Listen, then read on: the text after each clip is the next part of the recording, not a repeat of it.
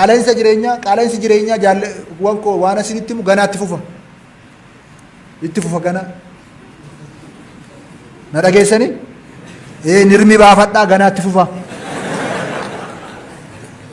Maaliifi waan sadii oogoone qofa qaala'insa jireenyaa to'achuu kan dandeenyu. Tokkoffaa oomisha dabaluu. Halkanii guyyaa oomisha dabaluu irratti hojjechuu qabna. Yookaanoo Oromiyaan ikkoo nama miiliyoona 1.4 dabala waggaatti namni nyaatu. Sinirree ganaadha dhalchinee garuu warri 1.4 haa dabalu gaariidha qabeenya keenya nama keenya jilba keenya. Garuu isa sila jedhe sadan sanaan yoo dafnee utumne malee rakkoodha. So oomisha dabaluu tokko.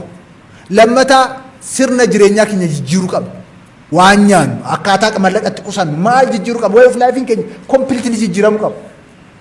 Sadaffaa isa immoo baanagatu immoo qunxuuxuu qabna. Malee amma yoo qaala'insa jireenyaa to'achaa jirra jedhee yoo siin sobee ba'e maal godha hin ta'u. It's a world phenomenon waan as mandara keessatti uumamee miti. Waggaa sadanarraa qamadii yeroo jalqabnu kaabinee mootummaa naannoo Oromiyaa nu harkaa kuffise.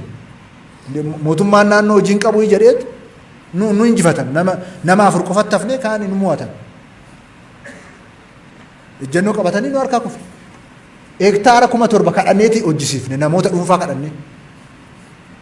Erga isa arganii booda jalqabnee utuu amma waggaa lamaan kana qamadii qotuu baanne barana maal taana ture. Gibsi kiraayisii keessa galteetti himamu. Saudi Arabiyaan biiliyoona 5 kenniteef dheengadda Gibsiif. Doolaara biiliyoona 5. Maaliif? Qamadiin Yukreenii bahaa Yukreeniif Raashaa rakkoo keessa gale. Amma Awurooppaa keessa daakuun hin jiru. Amma nu yaaduu qabna akkamitti dafnee oomishnee isa oomishne immoo ofii nyaachuu qofa duun taane xinnoo nyaannee baasni akkamitti gurgurree birrii argannaa isatti cinqamuu qaba.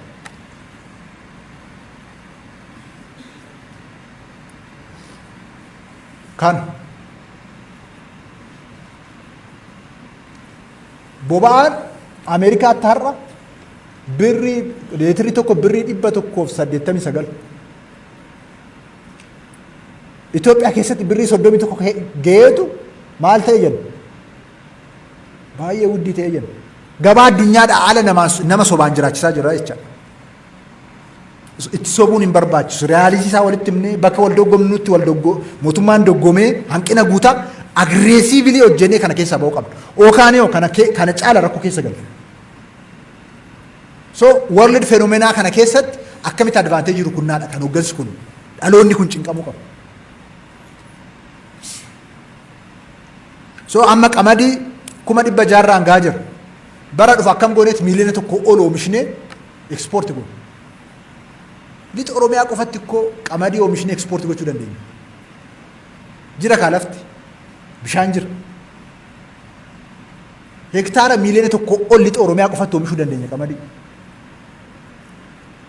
Bakka dhaloonni kun kanaan raajaa hojjetu. Malee amma wal somnee inni kamaa ikuudhaaf koree hundeessinee jirraa minaamin hoo jenne. Waltajjii darbuu qofa ta'a jecha malee hiikoo biraan fidu. Kanaafuu chaalenjoota akkanaa kan nageenyaa, kan qaala'insa jireenyaa, kan tajaajilaa, kan hannaa siiriyeesliitti deemuu qabna jecha.